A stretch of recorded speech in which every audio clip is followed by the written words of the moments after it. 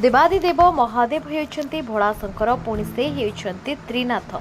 श्रावण मासरे बाबा शंकर को जलाभिषेक कले कोटि पुण्य हुए बोली धार्मिक मत रही। एवं हिंदू धर्मर साधारण जनता बहु मात्रा जलाभिषेक करने जाउछन्ति। दृष्टिहीन पिलामाने इच्छा थिले भी एई जलाभिषेकर सुजोग पाई पारु नाहांती। सेई भाई मानक पई सुजोग आनिछन्ति श्री जगन्नाथ चैरिटेबल ट्रस्टर कर्मकर्ता।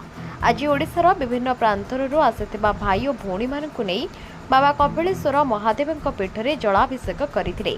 जीवनर प्रथम थर जलाभिषेक करुथिबा जयराम दास कहती, बाबांक दयारु आमे मयूरभंजरु आसी केन्द्रापड़ा जिले में जलाभिषेक करुछु।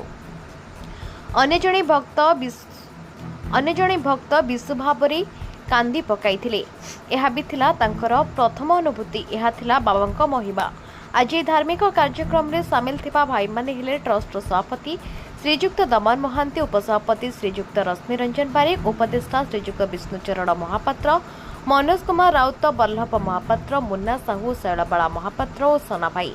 जगन्नाथ चैरिटेबल ट्रस्टर एक काम को बुद्धिजीवी माने भूरी भूरी प्रशंसा करथिले।